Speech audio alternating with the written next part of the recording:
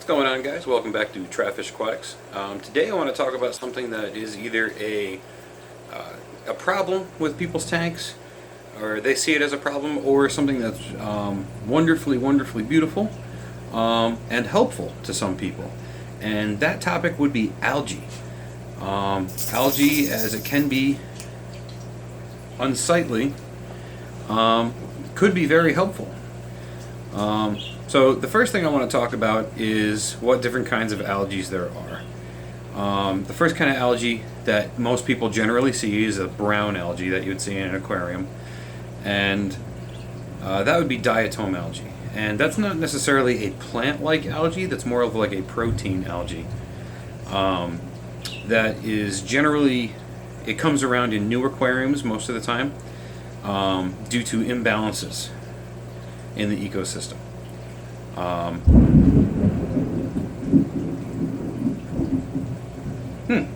don't know if you guys could see or hear that, but it's been 92 degrees today, and very humid, 100% humidity. Wow, I can't talk. And the weather has finally broke. I don't know if you can see out this window behind me, but it is pouring rain. We got thunder and lightning. But anyway, back to algae. The second time most people are going to see is green algae. Now that is the standard algae that you see growing on your glass. It'll coat the entire side of the glass green, and you can't even see through it. That's pretty common in well-established tanks. If you have plants in your aquarium, you're going to get algae, different kinds. It's just going to happen. It's part of that lifestyle. A lot of my planted tanks have green algae in it. You can kind of see it in this tank right here. This whole side is green. And I don't remove that. That one I saw on camera. I don't remove that algae. And the reason being is any extra nitrates or any extra fertilizer that's in the water that isn't used by the plants is going to get consumed by the algae, and it's going to make you have a healthier tank. Yes, it is unsightly to look at, however, it is also very helpful. It's also very helpful for Plecosmus. If you have plecos in your tank, I have a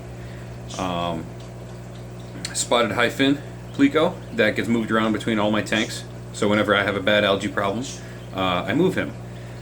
2 days ago I got back from vacation. We were gone for a week, and I had somebody watching my tanks, and I never realized how much maintenance I actually put into these tanks until I was gone for a week.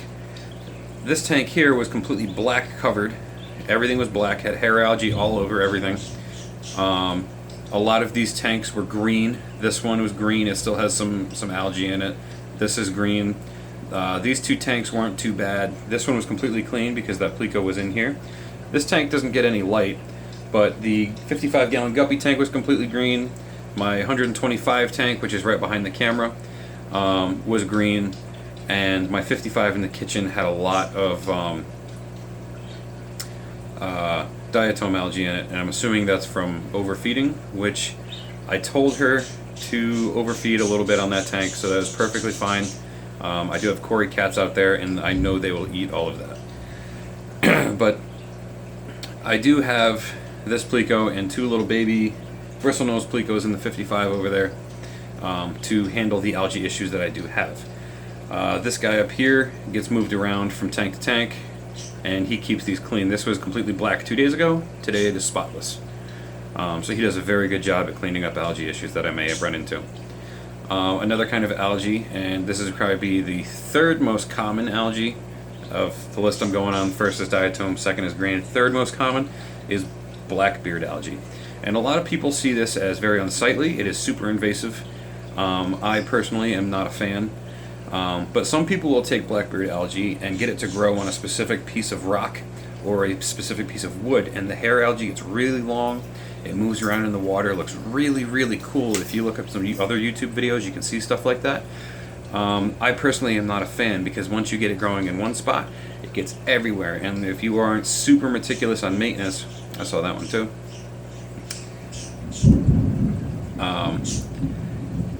If you aren't super particular with your maintenance, it's gonna get everywhere. So like I've got all these tanks. My 125 has blackbeard algae in it. I completely disassembled my tank, and about a week ago left all the filtration running and everything, did a big water change, took all the rocks and plants out, peroxide dipped them, and everything was good. I scrubbed all the rocks down, no blackbeard algae anywhere. The tank was spotless. I go away for a week, I come back and it has blackbeard algae again. I cannot get rid of the stuff. It is a pain. And because of that, I don't really like taking plants out of my 125 and putting them in other tanks, because it could spread that blackbeard algae out here too, and I really don't want to do that. It's also very hard to get rid of that. The only fish that I know of that will eat it are Siamese algae eaters will eat it. Florida flying fox will eat it, and sometimes mollies. Mollies will chew on it if they are desperate. Aside from that, all other algae eaters don't really touch it. Sometimes you'll get lucky and some will, but this Placosmus in here eats it, because this tank had blackbeard algae everywhere. It was completely black. He ate all of it. So I'm keeping him around. So those are the three kinds of algae that I run into. My cat just scared me. She jumped up on the 125. And I don't know if I have any other kinds of algae in here. I do have a little bit of green slime algae, which is a cyanobacteria. And if you want to get rid of that, just put a little erythromycin in there and it kills it and never comes back. Well, not never, but very unlikely that it'll come back. So I'm going to take you around right now and show you some of my tanks. I might put a little bit of B-roll in here real quick just to show you guys the different kinds of algae I have. And I want to show you what I have in what tanks as far as algae control. I don't really like to use chemicals for my algae control. I would rather use more natural methods such as fish, snails, and things like that. So that's what I have in most of my tanks. So I'm going to take you around and show you what I have going on, and we'll talk a little bit about it as we go. All right. Okay, so this is my 20-gallon. I'm drawing a blank on their names. White Cloud Mountain Minnow tanks. Tank. And while I was gone, the algae grew in this tank so bad it actually shaded out my jungle val and started to kill it. So I did have snails in here. This guy doesn't like eating anything. He's been a pain in the butt. So I did move my one big trumpet snail in here just so I can grow more trumpet snails in this tank to keep better control of it. You can see I do have a little bit of blackbeard algae starting in here. And this is that green slime algae, the cyanobacteria that I was telling you about. So to keep a little better control, I did put a Chinese algae eater in here. Now a lot of people don't like these guys. I don't mind them. They do a very good job at eating algae. And the reason I chose him is because he matches the color of the other fish, so he doesn't really stand out. So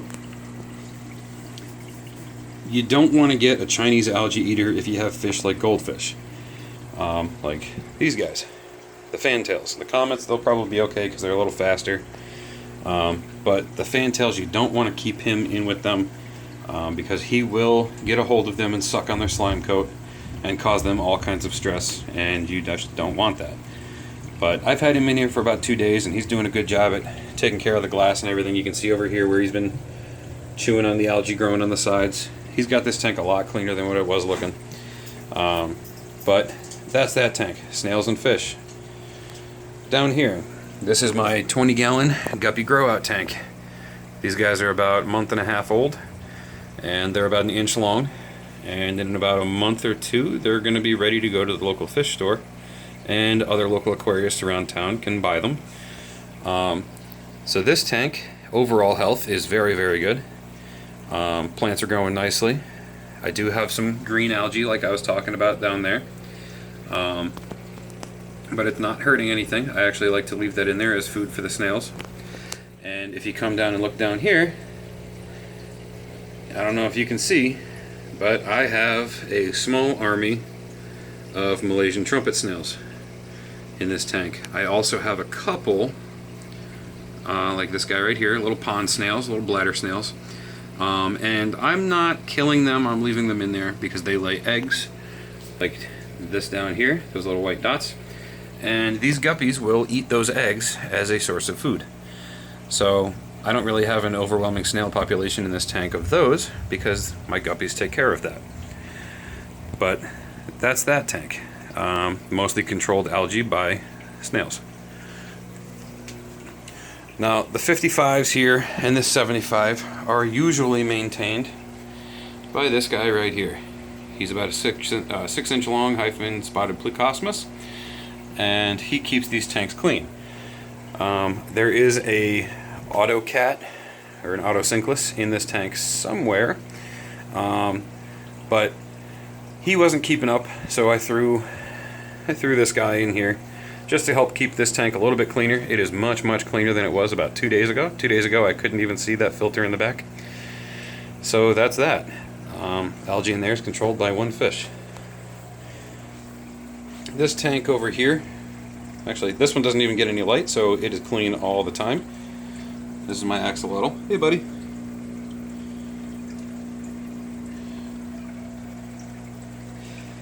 Okay, 10-gallon tank. This tank is mainly algae controlled by snails. This tank has a bunch of pond snails in it, the little bladder snails.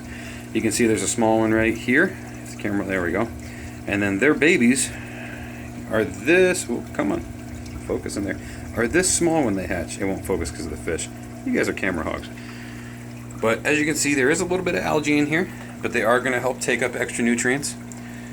But there's a bunch of snails in here, and I'm just letting the algae go, and they're taking care of it. Everybody's happy. I just moved these 3 females in here because they are very heavily pregnant and ready to have babies. And once they have babies in here, I will put them back into the 55-gallon tank.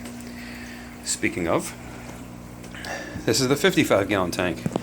Yes, I know it looks very green, but that is because the wall is green. That back wall does not have a lot of algae on it, but there is algae on the side here. You can see how this wall is green, and I don't know if we can see it, but if you come around like this, now the whole tank looks green because of all that algae. I had snails in here. There's a bunch of pond snails, there's a bunch of Malaysian trumpet snails in here. They were having a hard time keeping up, so since this is my kind of breeding for profit tank where all my guppies go, and I do have a bunch of baby guppies in here, I decided that I am also going to try breeding bristlenose plecos. Now, if only I could find, there's one. I picked up a couple bristlenose plecos.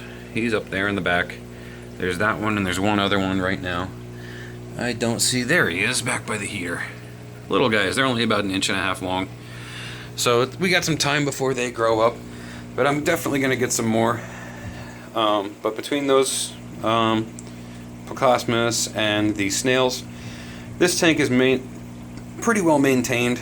It does grow algae on it, but with the amount of bio load that it has between all the fish and the amount of feeding that it gets, the plants handle that very well. And the algae takes up all the extra, and this tank is very healthy. I believe that's all the tanks in here. So let's come out to the 125. Okay, here's the 125. This tank, I do all the algae maintenance personally. I do not have any fish in this tank to do any maintenance. So, that being said, anytime I have to get algae out of this tank, I have to scrub it out by hand or use a scraper. There's not a lot of algae in here right now, except for over here on the back wall, where you can tell I used a scraper to knock down most of it down into there. But aside from that, this tank is overall very healthy. Now, remember what I said about the Chinese algae eaters and why you don't want to put them in with goldfish? This bubble-eye goldfish was in with a Chinese algae eater. That when they're young, they only eat algae. When they're older, they want a little bit more protein, so they will seek out slime coats of larger fish that are slow, suck on them, and eat all their slime coat off. This bubble eye goldfish was the exact same color as this ranchu right here, and from that algae eater sucking on him, he has now turned black from stress. He was much blacker. I removed all algae eaters out of this tank, and he is now turning back to orange. I feel really bad because I was arguing with my wife that the algae eater is not bothering that fish because I have not seen him go after him once. And then the one night I was sitting out here and the light kicked off, and as soon as it kicked off, that algae eater came right over and latched right onto him.